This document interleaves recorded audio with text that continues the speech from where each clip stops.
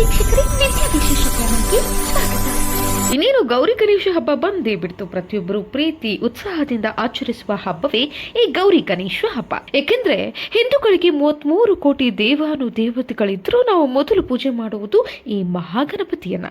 ಈ ಮಹಾಗಣಪತಿಯನ್ನ ಯಾರು ಪೂಜೆ ಮಾಡ್ತಾರೋ ಅಂತಹವರಿಗೆ ಯಾವುದೇ ಕಷ್ಟಗಳು ಬರುವುದಿಲ್ಲ. ಅವರು ಮಾಡುವಂತಹ ಪ್ರತಿಯೊಂದು ಕೆಲಸಗಳಲ್ಲಿ ಏನೇ ವಿಘ್ನಗಳಿದ್ದರೂ ಅದನ್ನ ವಿಘ್ನ ವಿನಾಶಕ ಈ ಗಣಪ ನಿವಾರಣೆ ಮಾಡ್ತಾನೆ. ಅವರ ಜೀವನದಲ್ಲಿ ಸುಖ, ಶಾಂತಿ, ನೆಮ್ಮದಿ ಎಲ್ಲವೂ ನೆಲೆಸುತ್ತದೆ. ಹಾಗಾಗಿ ಈ ಹಬ್ಬವನ್ನ ಎಲ್ಲಾ ಕಡೆಗಳಲ್ಲಿಯೂ, ದೇಶ ವಿದೇಶಗಳಲ್ಲಿಯೂ ಕೂಡ ವಿಜೃಂಭಣೆಯಿಂದ ಆಚರಣೆ ಮಾಡಲಾಗುತ್ತದೆ. ಆದ್ರೆ ಈ ಹಬ್ಬದಲ್ಲಿ ಅಪ್ಪಿತಪ್ಪಿಯೂ ಈ ತಪ್ಪುಗಳನ್ನ ಮಾಡಲೇಬಾರದು. ಮಾಡಿದ್ದೇ ಆದಲ್ಲಿ ಗಣಪನ ಅನುಗ್ರಹ ಆಗುವುದಿರಲಿ, ಆತನ ಶಾಪಕ್ಕೆ ಗುರಿಯಾಗ್ತೀರಿ. ಅಲ್ಲದೆ ಆಗ್ರಹ ಬಂದು ಜೀವನದಲ್ಲಿ ಸಾಕಷ್ಟು ಕಷ್ಟಗಳನ್ನ ನೀಡುತ್ತಾನೆ ಮತ್ತು ಸಮಸ್ಯೆಗಳನ್ನು ನೀವು ಜೀವನದುದ್ದಕ್ಕೂ ಎದುರಿಸಬೇಕಾಗುತ್ತದೆ. ಹಾಗಾಗಿ ನೀವು ಇದರ ಬಗ್ಗೆ ಸಂಪೂರ್ಣವಾಗಿ ಅರಿತುಕೊಳ್ಳಿ ಮತ್ತು ಯಾರಿಗೆ ಗೊತ್ತಿಲ್ಲವೋ ಅವರಿಗೂ ಕೂಡ ಈ ವಿಷಯವನ್ನ ತಿಳಿಸಿ. ಮೊದಲನೇದಾಗಿ ಮಾಡುವಂತಹ ತಪ್ಪು ಏನೆಂದ್ರೆ, ಗೌರಿ ಗಣೇಶ ಹಬ್ಬದ ದಿನದಂದು ಯಾವುದೇ ಕಾರಣಕ್ಕೂ ತುಳಸಿಯನ್ನ ಅರ್ಪಿಸುವುದು ನಿಷಿದ್ಧವಾಗಿದೆ. ಕೆಲವರು ಹಾರ ಹಾಕುವುದು ಮಾಡ್ತಾರೆ, ಅಥವಾ ತುಳಸಿ ಪತ್ರೆಯಿಂದ ಅರ್ಚನೆ ಮಾಡುವುದು, ಹೀಗೆ ಮಾಡ್ತಿರ್ತಾರೆ. ಯಾವುದೇ ಕಾರಣಕ್ಕೂ ಈ ತಪ್ಪನ್ನ ಮಾಡಬಹುದು. ಇನ್ನು ಕೆಲವರಿಗೆ ಕೆಲವೊಂದು ಅನುಮಾನ ಬರುತ್ತೆ. ಏನಪ್ಪಾ ಅಂದ್ರೆ, ಗಣಪತಿ ಪೂಜೆಯಲ್ಲಿ ಪತ್ರಿ ಪೂಜೆಗೂ ಕೂಡ ಒಂದು ಆದ್ಯತೆಯನ್ನ ನೀಡಲಾಗ್ತಾ ಇದೆ. ಅದರಲ್ಲಿ 21 ರಕ ಪತ್ರಿಯನ್ನ ಇಟ್ಟು ತುಳಸಿಯನ್ನ ಮಾಡಲಾಗುತ್ತದೆ ಎಂದು ಹಿರಿಯರು ಹೇಳಿದ್ದಾರಲ್ವಾ, ನೀವೇ ಏಕೆ ಹೀಗೆ ಹೇಳ್ತೀರಿ ಎಂದು ಕೇಳುವವರು ಇದ್ದಾರೆ. ಆದರೆ ಈ ಪತ್ರಿ ಪೂಜೆಯಲ್ಲಿ ಒಂದೇ ಒಂದು ತುಳಸಿಯನ್ನ ಸಮರ್ಪಣೆ ಮಾಡಬಹುದು ಎಂದು ಹೇಳಿದ್ದಾರೆ, ಅದು ಲೆಕ್ಕಕ್ಕಿಲ್ಲ.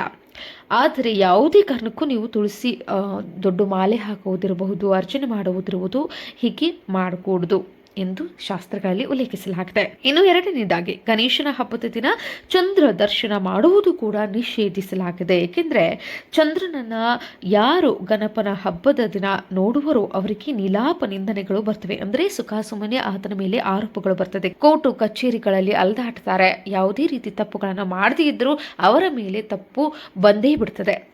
ಹಾಗಾಗಿ ನೀವು ಆ ಒಂದು ದಿನ ಚಂದ್ರನನ್ನ ನೋಡುವುದು ನಿಷೇಧಿಸಲಾಗಿದೆ. ಅಲ್ಲದೆ ಜೀವನದುದ್ದಕ್ಕೂ ಅವರಿಗೆ ಕಷ್ಟಗಳು ಬಂದುದು ಗೊತ್ತಿದೆ. ತಪ್ಪು ಮೇಲೆ ತಪ್ಪುಗಳು ಮಾಡಿದ್ದಾರೆ ಎಂದು ಸುಖ ಸುಮ್ಮನೆ ಅವರನ್ನ ನಿಂದಿಸಲಾಗ್ತದೆ. ಏಕೆಂದ್ರೆ ಇದಕ್ಕೆ ಕಾರಣ ಕೂಡ ಇದೆ.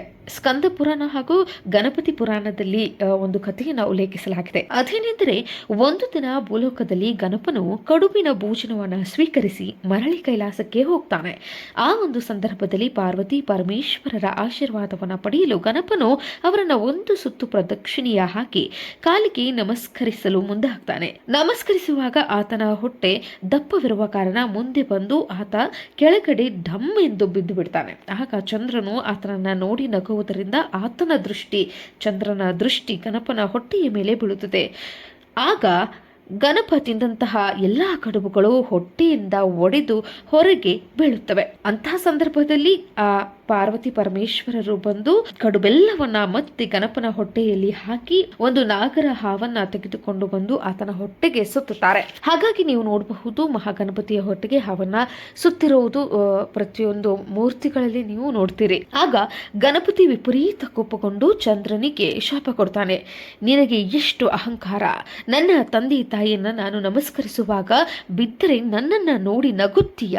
ನಿನಗೆ ಎಷ್ಟು ದುರಹಂಕಾರ! ನಿನ್ನ ಮುಖವನ್ನ ಇಂದಿನಿಂದ ಯಾರೂ ಕೂಡ ನೋಡಬಾರದು. ನಿನ್ನ ಮುಖವನ್ನ ಯಾರೂ ಕೂಡ ಇಂದಿನಿಂದ ನೋಡಬಾರದು.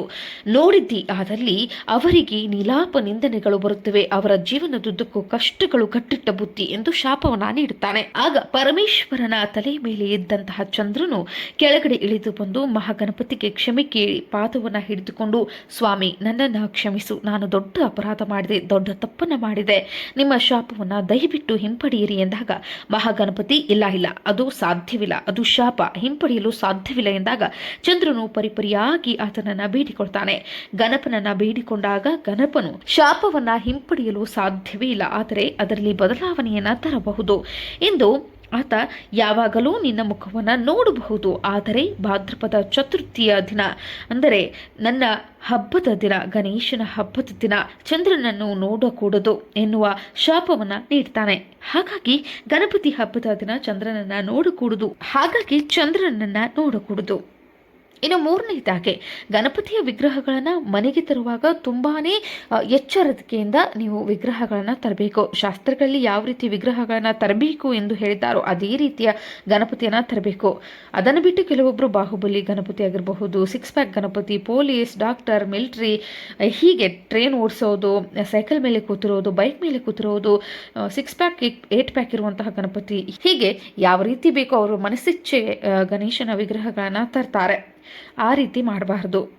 ಶಾಸ್ತ್ರಗಳಲ್ಲಿ ಹೇಳಿರುವ ಪ್ರಕಾರ ಶುಕ್ಲಾಂಬರಧರಂ ವಿಷ್ಣುಂ ಶಶಿವರ್ಣಂ ಚತುರ್ಭುಜಂ ಪ್ರಸನ್ನವದನಂ ಧ್ಯಾಯೇತ್ ಸರ್ವ ವಿಘ್ನೋಪಶಾಂತಹೇ. ಅಂದರೆ ಶುಕ್ಲಾಂಬರಧರಂ ಅಂದರೆ ಬಿಳಿ ವಸ್ತ್ರಗಳನ್ನು ಕಟ್ಟಿರುವಂತಹ ಮಹಾಗಣಪತಿಯನ್ನು ತರಬೇಕು.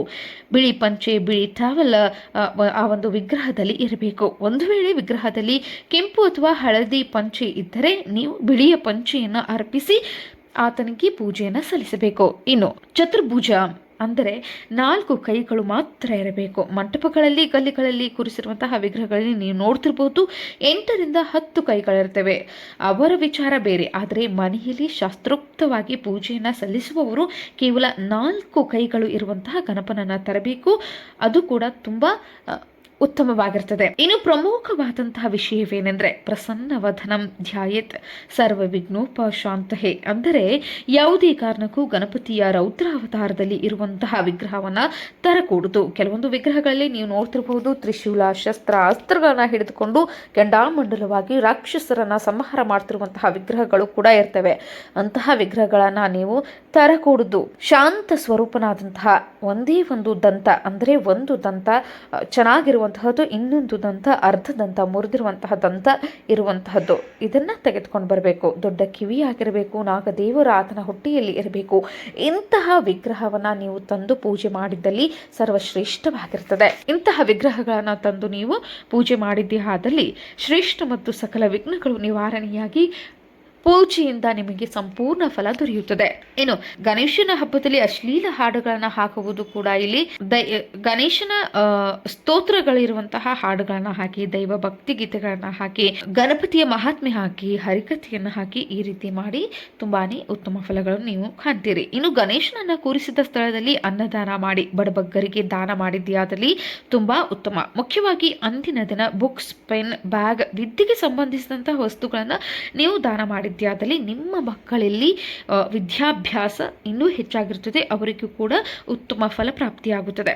ನೀವು ನೋಡ್ತಿರಬಹುದು ಧೂಮಪಾನ, ಮದ್ಯಪಾನ ಮಾಡಿ ಗಣಪನ ಮಂಟಪದ ಹತ್ತಿರ ಧೂಮಪಾನ ಮಾಡಿ, ಮದ್ಯಪಾನ ಮಾಡಿ ಆತನ ಮಂಟಪದ ಸುತ್ತ ಸುಳಿದಾಡ್ತಿರ್ತಾರೆ. ಅಥವಾ ಗಣಪತಿ ಮಂಟಪದಲ್ಲಿಯೇ ಕುಳಿತು ಮದ್ಯಪಾನ, ಧೂಮಪಾನ ಮಾಡುವುದು ತುಂಬ ಸಂಕಷ್ಟಗಳಿಗೆ ನಿಮ್ಮನ್ನೇ ನೀವು ದೂಕಿದಂತಾಗುತ್ತದೆ. ಸಕಲ ಸಂಕಷ್ಟಗಳಿಗೆ ನೀವೇ ಆಹ್ವಾನ ಕೊಟ್ಟಂತಾಗುತ್ತದೆ. ಗಣೇಶನ ವಿಸರ್ಜನೆಯ ನಂತರ ನೀವು ಯಾವುದೇ ರೀತಿಯ ಪಾರ್ಟಿ ಆಗಿರಬಹುದು ಅಥವಾ ನಿಮಗೆ ಮನಸ್ಸಿಚ್ಛೆ ನೀವೇನು ಮಾಡಬೇಕು ಅಂತಿರ್ತೀರೋ ಅದು ವಿಸರ್ಜನೆಯ ನಂತರ ಮಾಡಿ. ಆದರೆ ಗಣೇಶನನ್ನ ಕೂರಿಸಿದ ದಿನದಿಂದ ಮಂಟಪದಲ್ಲಿ ಯಾವುದೇ ರೀತಿಯ ಅಹಿತಕರ ಘಟನೆಗಳು ನಡೆಯದಂತೆ ಮತ್ತು ಅಶ್ಲೀಲ ವಿಚಾರಗಳನ್ನು ಅಲ್ಲಿ ನಡೆಸದೇರೆ. ಇನ್ನು ಮಂಟಪಗಳಿಗೆ ಹೋಗುವಾಗ ಸಾಂಪ್ರದಾಯಿಕವಾದ ವಸ್ತ್ರಗಳನ್ನ ಧರಿಸಿ ಹೋಗಿ, ಕುಂಕುಮವನ್ನು ಧರಿಸಿ ಹೋಗಿ.